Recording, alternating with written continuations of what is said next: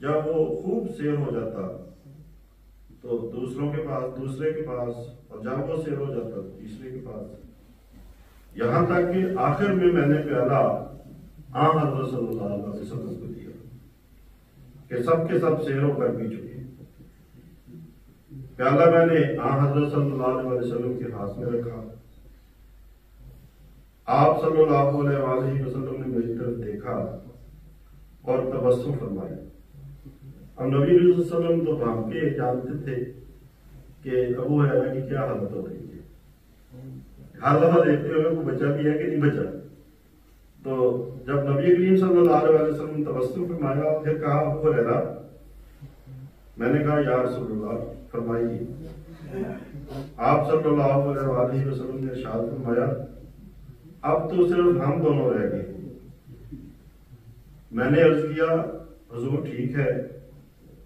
اس پر آپ صلی اللہ علیہ وسلم نے فرمایا کہ بیٹھو اور خوب پیو۔ جب میں نے بی کے بس کیا تو فرمایا ابو ہریرہ اور پیو۔ میں پھر پینے لگا۔ چنانچہ جب بھی میں پیالے سے منہ ہٹاتا اور میں کہتا کہ اب بس، تو نبی کریم صلی اللہ علیہ وسلم فرماتے ابو ہریرہ اور پیو۔ جب اچھی طرح سیر ہو گیا تو عرض کیا کہ جس ذات نے آپ صلی اللہ علیہ وسلم کو سچائی کے ساتھ بھیجا ہے اس کی قسم اب تو بالکل کوئی گنجائش نہیں۔ چنانچہ میں نے پیالہ کہتے ہیں حضرت صلی اللہ علیہ وسلم۔ ایک اور حدیث میں آتا ہے کہ حضرت ابو ہریرہ نے یہ عرض کی یا رسول اللہ آپ نہیں بھیجا، اب تو دودھ میرے ناخنوں تک پہنچ گیا، اتنا میں نے پی لیا۔ تو اس کے بعد نبی کریم صلی اللہ علیہ وسلم کو دیا اور آپ صلی اللہ علیہ وسلم نے پہلے اللہ تعالیٰ کی حمد کی اور پھر بسم اللہ پڑھ کر دودھ نوش فرمایا۔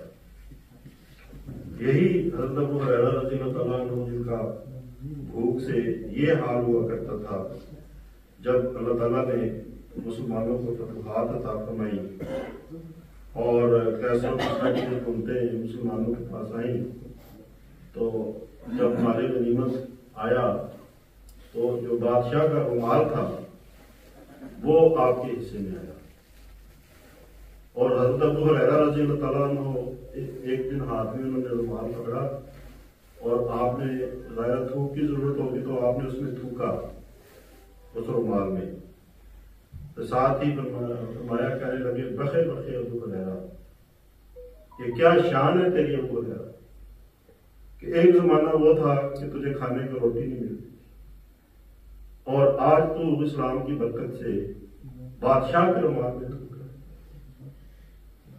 تو یہ جو اللہ تعالیٰ کے وعدے ہیں ترقیات کے، اللہ تعالیٰ اپنے انبیاء کو ہمیشہ ترقیات دیتا ہے اور اس کا یہ وعدہ ہے کہ میں اور میرے انبیاء غالب رہیں، لیکن ترقیات ایک دم نہیں ہو جاتی، آہستہ آہستہ ہوتی۔ حضرت مسیح موعود صلی اللہ علیہ وسلم کے ساتھ بھی اللہ تعالیٰ نے یہ بات شروع میں قربانیاں دینی پڑتی، بھوکا رہنا پڑتا ہے، ابتلاؤں میں سے گزرنا پڑتا ہے، جان کی بھی قربانی، مال کی بھی، بہت قربانی دینی، لیکن پھر ملا کر اللہ تعالیٰ فتوحات بھی عطا کرتا ہے اور غالب کر دیتا ہے۔ حضرت مسیح موعود صلی اللہ علیہ وسلم کے ساتھ اللہ تعالیٰ کا وعدہ ہے کہ 300 سال ابھی نہیں گزرے ہوں گے کہ ساری دنیا میں ہر طرف احمدی ہی احمدی ہوں۔ تو ابھی تو 135 سال گزرے ہیں، لیکن جو اگلے انشاءاللہ تعالیٰ 35-40 سال ہیں اس میں آپ دیکھیں گے کہ اللہ تعالیٰ کس شان کے ساتھ احمدیت کو ترقیات عطا فرماتا ہے۔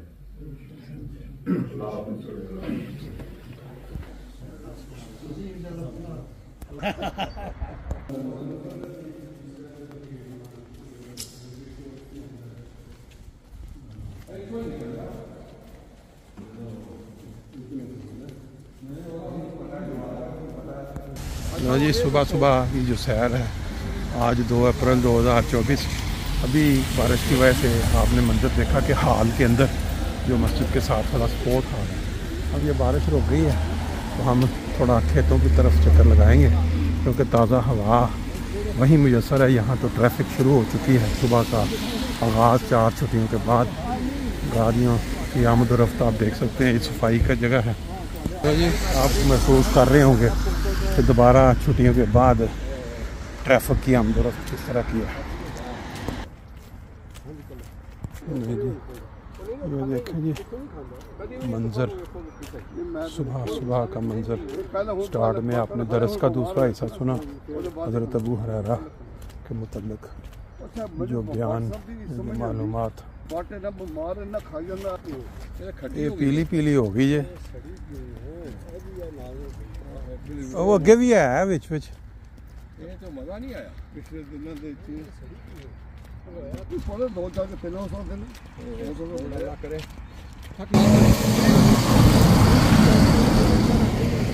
कितने बाईपास वैसे हो चुके ने? मेरे 4 बाईपास है। दिल दे और open heart surgery. Open heart surgery अच्छी 4 दफा नहीं, चारों यानी कि एक बाजू तो एक लत तो नाड़ा लत तो लिया। अच्छा, 2 बाजू लेके अच्छा चारों नाड़ा लग। ते केड़े सन तो शुरू है पहली दफा जो तुम? ये पहली दफा मैंने तो है 2004 ਦੇ 2004 ਉਹਦੇ ਬਾਅਦ 4 ਦਫਾ ਆਪਰੇਟ ਹੋਈ। नहीं उधर मेरे 8 दफा स्टंट पे 8 दफा स्टंट। हाँ स्टंट पे और स्टंट पे लेकिन वो दूसरा 2017 ਚ ਮੇਰਾ ਬਾਈਪਾਸ। अच्छा अच्छा 2017 ਦੇ ਵਿੱਚ ਨਾ ਓਪਨ ਹਾਰਟ ਸਰਜਰੀ ਹੋਈ। ਤੇ ਇਹ ਤੁਹਾਡੀ ਜਿਹੜੀ ਹੈ ਸੈਰ ਤੇ ਤੁਸੀਂ ਪੱਕੀ ਕੀਤੀ ਸੈਰ, ਕੀ ਸਮਝਦੇ ਜੇ ਇਹ ਜਿਹੜੀ ਸੈਰ ਹੈ ਇਹਨੇ ਤੁਹਾਨੂੰ ਇਸ ਬਹੁਤ ਫਾਇਦਾ ਦਿੱਤਾ, ਬਹੁਤ ਫਾਇਦਾ ਦਿੱਤਾ। ਇਸ ਸੈਰ ਦੀ ਵਜ੍ਹਾ ਨਾਲ ਪਹਿਲਾਂ ਮੈਂ ਚੱਲ ਨਹੀਂ ਸਕਦਾ ਸੀਗਾ। ਅੱਛਾ, ਥੋੜਾ ਇਲਮ ਹੈ ਕਿ ਮੈਂ ਸਭ ਤੋਂ ਪਿੱਛੇ ਰਹਿੰਦਾ ਹੁੰਦਾ ਸੀ ਔਰ ਵੀ ਹਸਨ ਜ਼ਫਰ ਸਾਹਿਬ ਦੇ ਨਾਲ। ਅੱਛਾ ਅੱਛਾ ਫਿਰ ਉਹਦੇ ਬਾਅਦ ਇਨਸ਼ਾ ਆਸਤਾ ਆਸਤਾ ਫਿਰ ਤੁਹਾਡੇ ਇਸ ਗਰੁੱਪ ਦੇ ਨਾਲ ਸ਼ਾਮਲ ਹੋ ਗਿਆ। ਠੀਕ ਤੇ ਖੁਦਾ ਦੇ ਫਜ਼ਲ ਨਾਲ ਹੁਣ ਇਹ ਤੁਹਾਡੇ ਗਰੁੱਪ ਦੇ ਨਾਲ ਚੱਲ ਰਿਹਾ। ਅੱਛਾ ਤੇ ਦੱਸੋ ਜੀ ਕਾਲੂ ਸਾਹਿਬ ਦਾ ਜ਼ਿਕਰ ਵੀ ਕਰੋ ਕਿ ਇਹਨਾਂ ਤੁਹਾਨੂੰ ਲਾਇਆ ਹੈ ਸ਼ਹਿਰ ਤੇ। ਕਾਲੂ ਸਾਹਿਬ ਤੇ ਰਬੀ ਸਾਹਿਬ ਹਾਂ ਚਾਰ ਤੰਦੂਰ। ਅੱਛਾ हर थोड़ा सेहतमंद है माशाल्लाह। हाँ और मेरा बेटा मैनू इन्हां दी मिसाल दिखाउंदा सी। अच्छा कालू साहब इन्ने स्मार्ट ने कि तुसीं लागे पर वैसी गल नहीं। ਤੁਹਾਡਾ ਫਰਕ ਕਿੰਨਾ ਏਜ ਚ ਦੋਵਾਂ ਦਾ? अच्छा मेरा ख्याल है 6-7 साल का फर्क है। 6-7 साल का फर्क है। अच्छा अच्छा ਉਹਦਾ ਸਿਹਤ। हाँ जी हाँ जी हाँ इन्हां दी वाइफ दी उम्र ते मेरी उम्र इक्को जी है। ये ऑपरेशन के बाद? हाँ जी ऑपरेशन के दूसरे दिन। अच्छा उल्टियां नहीं रुकने सी। अच्छा ਤੇ ਮੈਂ ਉਹਨੂੰ ਮੈਨੂੰ ਖਾਇਆ ਕੁਛ ਨਹੀਂ ਜਾ ਸੀ। ਹਾਂ ਮੈਂ ਉਹਨੂੰ ਫਿਰ ਡਾਕਟਰ ਨੂੰ ਕਿਹਾ ਕਿ ਮੈਂ ਆਪਣੇ ਘਰੋਂ ਖਾਣਾ ਮੰਗਵਾਵਾਂ। ਹਾਂ ਕਹਿੰਦਾ ਠੀਕ ਹੈ। ਅੱਛਾ ਕਹਿੰਦਾ ਮੈਂ ਦਿਖਾ ਲੈ। ਅੱਛਾ ਮੈਂ ਕਰੇਲੇ ਗੋਸ਼ਤ ਦਾ ਸ਼ੌਕੀਨ ਸੀ। ਅੱਛਾ ਤੇ ਕਰੇਲੇ ਗੋਸ਼ਤ ਮੰਗਵਾਏ। ਅੱਛਾ ਜੋ ਕਰੇਲੇ ਗੋਸ਼ਤ ਮੰਗਵਾਏ ਹਾਂ ਉਹਦੇ ਬਾਅਦ ਮੈਨੂੰ ਖਾਣਾ ਖਾਦਾ ਹਾਂ ਕੋਈ ਉਲਟੀ ਨਹੀਂ ਆਈ। ਅੱਛਾ ਉਹਦੇ ਬਾਅਦ ਮੈਂ ਘਰ ਦਾ ਹੀ ਖਾਣਾ ਖਾਦਾ, ਹਸਪੀਟਲ ਦਾ ਖਾਣਾ ਹੀ ਨਹੀਂ ਖਾਦਾ।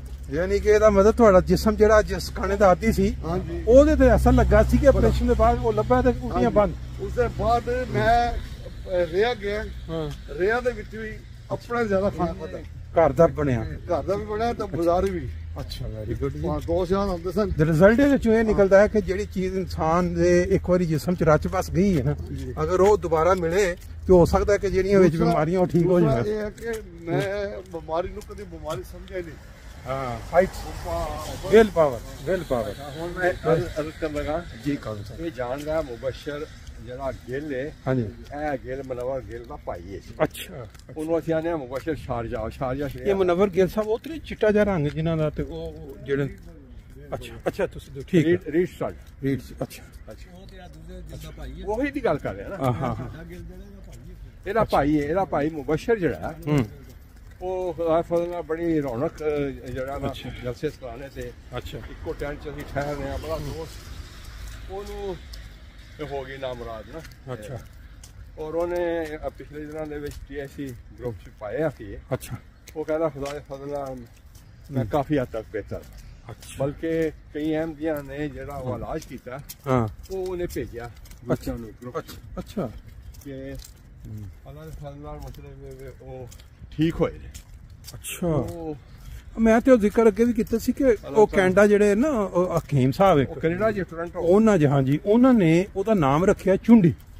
ਅੱਛਾ ਚੁੰਡੀ ਉਹ ਆਂਦੇ ਮੇਰੀ ਗੱਲ ਹੋਈ ਬੜੀ ਡਿਟੇਲ ਨਾਲ ਉਹ ਕਹਿੰਦੇ ਮੈਂ ਜਿਹੜੀ ਤਿਆਰ ਕਰਨਾ ਨਾ ਦਵਾਈ ਬਕੌਲ ਉਹਨਾਂ ਦੇ ਇਹ ਅਮਰੀਕਾ ਦੇ ਵਿੱਚ $1 ਲੱਖ ਦਾ ਇਹਦਾ ਇਲਾਜ ਕਰਦੇ ਜਿਹੜੀ ਹੈ ਕਰੰਕਨ ਕਾਸਤ ਇੰਸ਼ੋਰੈਂਸ ਔਰ ਮੈਂ ਉਹ ਸਟੀਮ ਸੈਲਸ ਨੇ ਨਾ ਉਹ ਮੈਂ ਫਲਾਣੇ ਜਾਨਵਰ ਚੋਂ ਲੈ ਕੇ ਮੈਂ ਤਿਆਰ ਕਰਨਾ ਉਹਦੀ ਉਹਨਾਂ ਰੱਖੀ ਜੀ ਫੀਸ ਜਾਂ ਦਵਾਈ $1,000 ਕੁਛ ਵੀ $1,000 ਤੇ ਕਹਿੰਦੇ ਮੇਰੇ ਕੋਲ 10 ਬੰਦੇ ਅਗਰ ਲੈਂਦੇ ਨੇ ਨਾ ਹੁਣ ਤੱਕ ਉਹਦੇ ਚੋਂ 8 ਬੰਦੇ ਜਿਹੜੇ ਨੇ ਉਹਨਾਂ ਨੂੰ ਆਰਾਮ ਆਇਆ ਅੱਲਾਹ ਉਸ ਲਿਹਾਜ਼ ਨਾਲ ਤੇ ਬਹੁਤ ਜ਼ਬਰਦਸਤ ਚੀਜ਼ ਹੈ ਅਗਰ ਕੋਈ ਬੰਦਾ ਫਾਇਦਾ ਉਠਾਉਣਾ ਚਾਹੇ ਉਹ ਫਿਰ ਮਹਿਲ ਉਹੀ ਉਹਨਾਂ ਨੇ ਉਹੀ ਹੋ ਸਕਦਾ। ਲੋ ਜੀ ਅਸੀਂ ਮਸਜਿਦ ਵਾਪਸ ਪਹੁੰਚ ਗਏ।